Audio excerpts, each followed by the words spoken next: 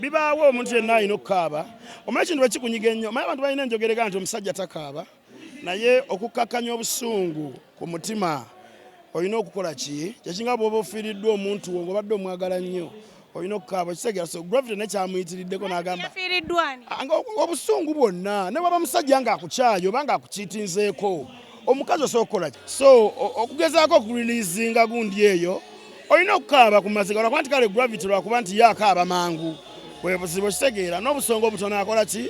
akaaba mangu singa adde afiiriddwa kale naye bya industry oli musajja olina okugumamu yanyiigira nnyo n'amawulire gennyini ekintu nkya temukiramulaba kibi kye ayinza okuba yakyogeza buto n'agamba nti obavumya abantu abakulu abayisizaamu amaaso naye yali alowooza kyekimuyisaawo naye olw'obusungu bwe mwamugamba asima ayimba gasiya olwolwo kati ekyamunyinyiza kwayo gasiya amuteeka mu studio amuteeka mu vidiyo amuteeka mu promotion amuteeka mu beat gobo omuvuma gasiya omukyayi abantu era enyimba nfu nga yajjuza cricket ovo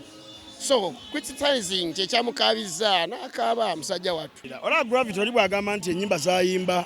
mbi oba tezinyuma si buli omuntu tekimunyumira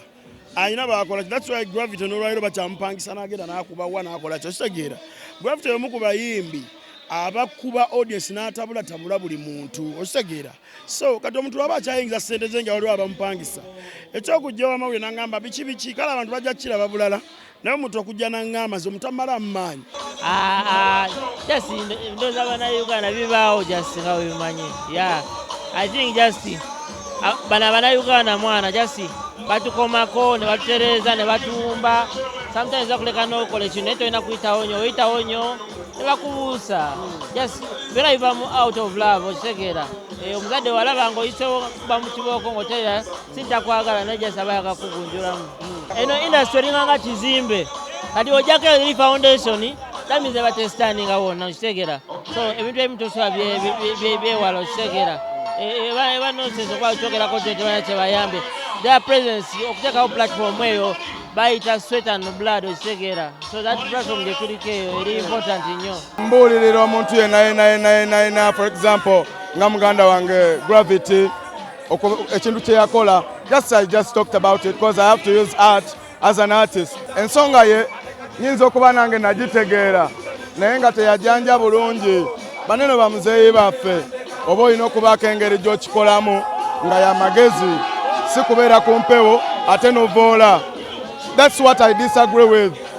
ebirala buli omu alina ideology ye alina mind ye naye nze ebisigadde mba njogera ku kino eno kyembadde ngezako not only the big three be yali ayogeddeko ne tusirika ffe ng'abantu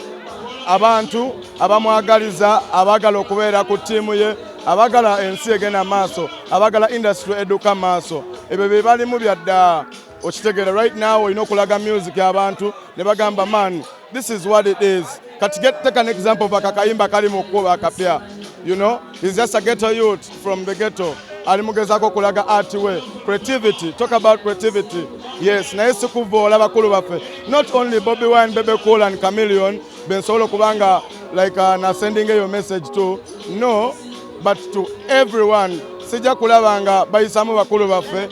ekitiibwa amaaso ate nga tulina kubawa kitiibwa omuntu yenna nga ali reasonable olina okurespectinga abakusinga